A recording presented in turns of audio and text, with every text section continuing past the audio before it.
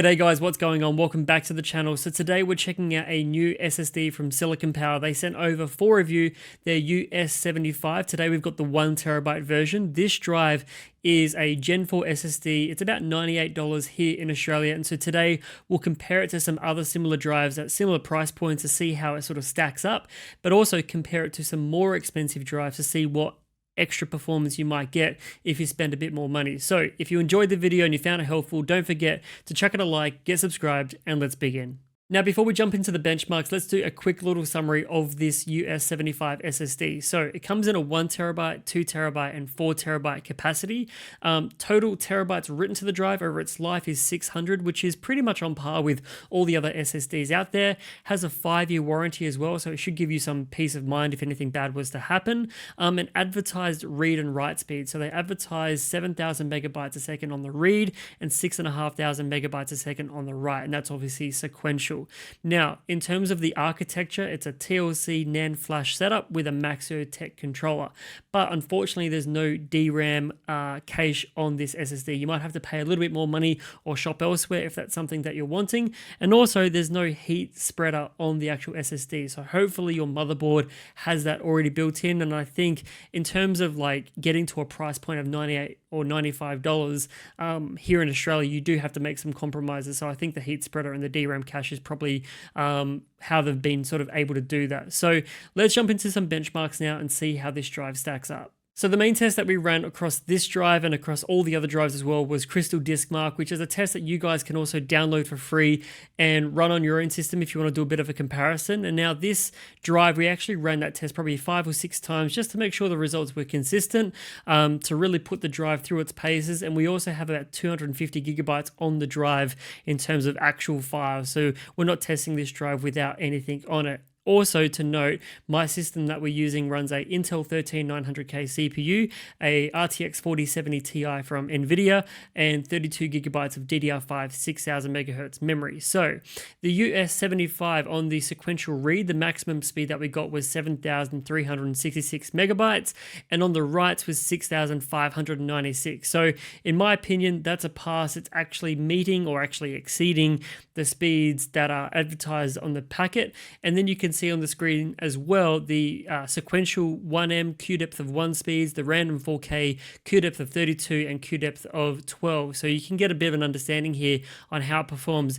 I was actually really impressed to see though on the random 4K Q depth of 32 that it was still hitting over a gigabyte a second on the read and about 880 megabytes a second on the write. And remember, this is multiple times that we ran this test. It doesn't have any DRAM from what I'm aware of. And so I think it performed really, really well. Now, maximum temperatures, we got about 67 degrees Celsius, and that's with a heat sink on top of the SSD with the sticker left on. And I was just wondering if I peeled off the sticker, would it perform any better, having the actual flash chips sort of make direct contact with the with that thermal pad on the heat sink, but it really didn't make any difference at all. We went from 67 down to 66, so not really too much of a difference. But overall, really happy with how this drive performed, considering that it's only 98 Australian dollars. Now, as I mentioned before, I compared this drive to 4 other SSDs that I had available. So a Silicon Power XS70 Gen 4 drive, 1TB going for $145. That comes with a heat spreader. A drive from a company called TimeTech, a 1TB version of that is $91 Australian. A Crucial P5 Plus without a heatsink goes for $105. And then a Gen 5 drive from Crucial, the T700, a 2TB version, which is my main boot drive, that goes for about 550 Australian dollars. So I just wanted to see how it compared to a Gen 5 drive. And then what I did was went onto the internet to find a bunch of results for the Samsung 990 Pro 1TB, which goes for about $180. Really popular. I just wanted to see how much more performance do you actually get if you were to spend, another $80 or $90. So to absolutely no surprise, the Gen 5 drive gets the highest sequential read speed, but you're paying a pretty hefty price for it. But one thing to note with those Gen 5 drives is when you drop down to sort of the random 4K numbers, it doesn't really blow you out of the water either when you compare that drive to something like the Samsung 990 Pro. When you look at the XS70, the TimeTech, the Crucial P5 Plus, I personally think that the US75 here is actually performing consistently better than all of those drives, especially when you look at the random 4K still exceeding on the reads over 1 gigabyte a second. If I was to pick a sort of a second place, or what I would be buying if I wanted more performance than the US75, I'd probably actually spend the extra money going to the 990 Pro, because you look at the random 4K, 5.5 gigabytes a second on the read there, which is just crazy. So if you are going to spend a lot more, I wouldn't suggest going Gen 5. I'd probably suggest going to something like Samsung to get the absolute best. But if you are looking at a 1 terabyte sub $100 SSD, the US75 anyway, in my opinion, is the best performing drive there. Closely followed by TimeTech, but I think the US75 takes the cake. When we jump over to the write speeds, you can see again on the Gen 5 side, it gets the highest number in terms of megabytes per second, but you're really paying for it. The next highest was the Samsung 990 Pro, but really closely followed by the US75, which is great to see considering you're saving a lot more money.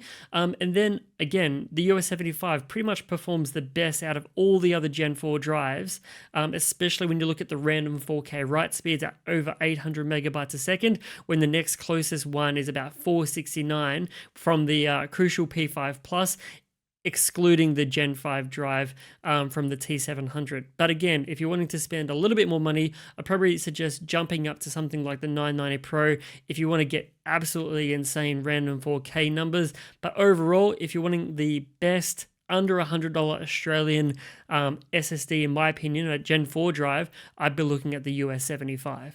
So in summary, kind of like what I was just saying before, if you are literally looking for a really high performing Gen 4 drive, be it for your PS5 Pro or maybe for your PC, and you're looking at the fastest Gen 4 drive for about 100 Australian dollars, I would 100% give you my recommendation and go out and buy the Silicon Power US75. It just absolutely kills it, especially in the random 4K department compared to all the other Gen 4 drives. It doesn't have a heatsink on it, which again might be a drawback for some people. Doesn't necessarily have DRAM cache on it, might be a drawback for some people, but I think for under $100 for a 5-year warranty, 600 terabytes of, I guess, endurance for how much data you can write to this drive, it's an absolute steal.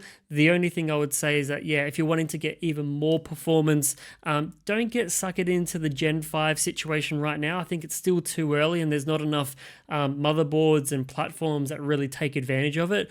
I would say jump up to something like a Samsung 990 or maybe a Corsair MP700 or something like that. But the 990 Pro, from everything that I've read and the numbers that I'm looking at, is probably the next step in terms of performance leap, in my opinion. But like I said, if $100 for a terabyte is what you're sort of aiming for and you want the best performing drive, go out and buy yourself a US75, and I don't think you'll be disappointed at all. So guys, if you have any comments or questions about this drive, about this video, anything else, you want me to test another drive, let me know down in the comment section. Links to everything is down in the video description as well. Thanks for sending this over. I should say thanks to Silicon Power for sending this drive over, and hopefully guys, I'll see you in the next one. Cheers.